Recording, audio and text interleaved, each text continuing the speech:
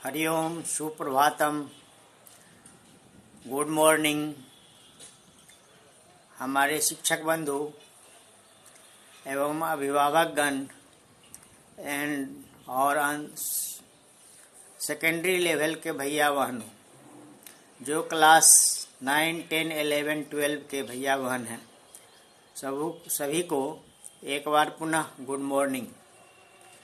तो मैंने प्रथम भाग में फर्स्ट पार्ट में NEP नेशनल एजुकेशन पॉलिसी का 3 स्टेजेज मैंने पूरा किया था कल। आज जो 4th स्टेज है उस पर मैं चर्चा करने वाला हूँ। तो ये 4th स्टेज के बारे में मैं थोड़ा सा चर्चा कर ले रहा हूँ। तो ये जो क्लासेज स्टार्ट होते हैं, ये क्लास 9, 10, 11, 12, इसके लिए 4th स्टेज है, जिसको हम लोग सेकेंडरी स्टेज मानते हैं। सेकेंडरी स्टेज इसको मानते हैं क्लास 9, 10, 11, 12। और इससे पहले जो थर्ड स्टेज जो था 3 इयर्स का, वो था 6, 7, 8 का।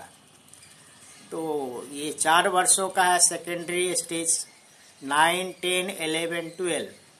लेकिन इसकी खासियत क्या है, इसमें कोई स्ट्रीम नहीं है, यानी मल्टी डिसिप्लिनरी लर्निंग इसका थॉट है। मल्टी डिसिप्लिनरी लर्निंग मतलब बहुविषयक आप स्ट्रीम में कोई भी रख सकते हैं।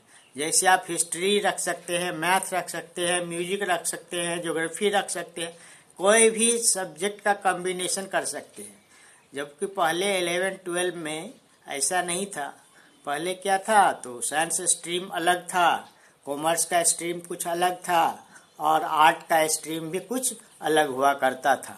तो आर्ट में ह्यूमैनिटी वगैरह ज़्यादा था, और जो साइंस प्योर साइंस था उसमें मैथ, ये बायोलॉजी, केमिस्ट्री और फिजिक्स हुआ करते थे। और मैथ्स, फिजिक्स, केमिस्ट्री, ये भी 3 का कॉम्बिनेशन था। और कहीं कहीं स्टैटिस्टिक्स भी जोड़े जाते थे। लेकिन ये मल्टीप्लिनरी लर्निंग सिस्टम में क्या गया है, बहुविषयक जो बनाया गया है 11, 12 में, इसमें क्या किया गया है, तो आप कोई भी म्यूजिक भी रख सकते हैं, मैथ भी रख सकते हैं, हिंदी भी रख सकते हैं, हिस्ट्री भी रख सकते हैं। मतलब जो फाउंडेशन था साइंस, आर्ट, कॉमर्स का, इसको इन्होंने समाप्त कर दिया है। और इसमें क्या किया है, क्रिटिकल थिंकिंग पर में विचार किया गया है। बच्चों का जो विकास हो वो क्रिटिकल थिंकिंग पर हो। मतलब क्रिटिकल थिंकिंग जो जटिल सोच होता है उससे संबंधित आपका ज्ञान का विकास होगा। ऐसा नहीं जो कॉन्सेप्ट बेसिस पर सिर्फ हो। तो क्रिटिकल थिंकिंग पे आपका कॉन्सेप्ट भी होगा, एप्लीकेशन भी होगा, और उसका फिर यूटिलाइजेशन भी होगा, और फिर इसका कैसे टेक्नोलॉजी में यूज होगा या दूसरे फील्ड में कैसे यूज होगा, ये सारा चीज़ इसमें इन्वॉल्व किया गया है क्रिटिकल थिंकिंग के माध्यम से। और इसमें दूसरी खासियत क्या है, तीसरी खासियत को, तो तीसरी खासियत कहें तो ये विदेशी भाषा भी आप इसमें पढ़ सकते हैं। पहले विदेशी भाषा का स्ट्रीम इसमें नहीं था, लेकिन अब ये जो NEP 2020 है, इसमें विदेशी भाषा को भी रखा जा सकता है। तो कोई भी विदेशी भाषा आप रख सकते हैं, 1, 2, और अपना विषय भी रख सकते हैं। लेकिन इसकी एक अपवाद कहिए या एक्सेप्शनल कहिए, चाइनीज भाषा को छोड़ के। मैं फिर से कह रहा हूँ, कोई भी विदेशी भाषा आप रख सकते हैं एक्सेप्ट चाइनीज। इसमें प्रतिबंध है, मान लीजिए, पता नहीं चाइना के साथ में क्या रिलेशनशिप है इंडिया का, लेकिन विदेशी भाषा पढ़ सकते हैं, लेकिन एक्सेप्ट चाइनीज भाषा को छोड़ के। अब क्या होता है, इसमें सेमेस्टर वाइज एग्जाम होंगे। एग्जाम जो होंगे वो सेमेस्टर वाइज होंगे। सेमेस्टर साल में 2 सेमेस्टर कम से कम होगा। फर्स्ट सेमेस्टर 6 महीना पे, दूसरा सेमेस्टर फिर 6 महीना में।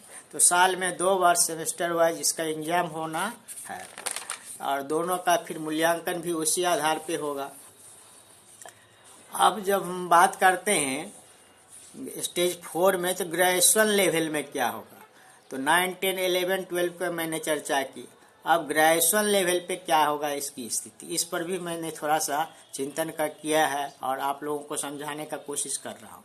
तो इसमें फर्स्ट ईयर में आपको जो पढ़ाई होगी उसमें सर्टिफिकेट कोर्स होगा, और यदि पढ़ाई छूट गई है आपको, मान ले कि फर्स्ट ईयर में फर्स्ट सेमेस्टर किए, सेकंड सेमेस्टर छूट गए, तो री एंट्री कर सकते हैं, फिर दोबारा सेकंड सेमेस्टर को एग्जाम दे सकते हैं।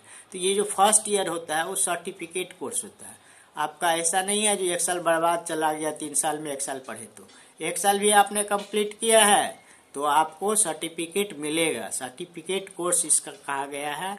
और पढ़ाई यदि छूट गया है तो री एंट्री भी कर सकते हैं।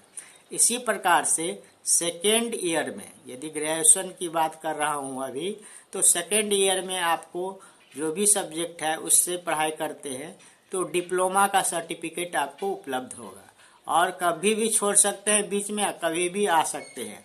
इसमें री एंट्री का सुविधा है।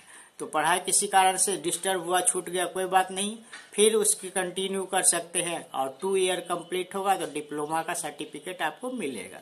और इस प्रकार से थर्ड ईयर में जब आप जाएंगे ग्रेजुएशन के, स्नातक के जब थर्ड ईयर में पहुंचेंगे तब आपका 1 साल का कोर्स में फिर डिग्री का सर्टिफिकेट मिलेगा। आप डिग्रीधारी कहलाएंगे, आपको स्नातक का डिग्री मिल जाएगी।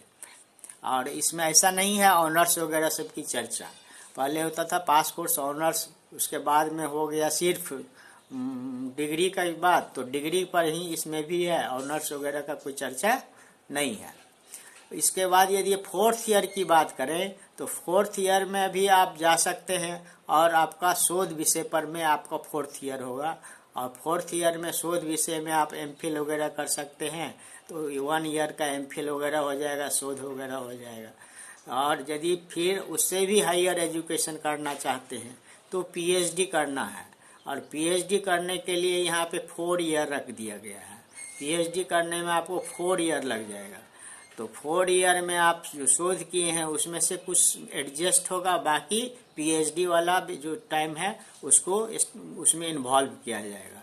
तो इस प्रकार से ये जो फोर्थ स्टेज था वो क्लास 9, 10, 11, 12 और ग्रेजुएशन और हायर एजुकेशन में फिर एमफिल या पीएचडी का भी इसमें व्यवस्था की गई है। और 1-2 इसमें ड्रॉबैक या खामियां कह सकते हैं, कुछ खामियां भी हैं।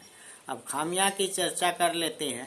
तो इसमें ड्रॉबैक क्या है एनईपी 2020 में, तो मेडिकल क्षेत्र में, चिकित्सा क्षेत्र में और लीगल फील्ड में, जो लीगल फील्ड है, जो कानूनी क्षेत्र का जो है, वकील वगैरह का जो क्षेत्र है, उस क्षेत्र में बहुत ही कम काम किया गया है।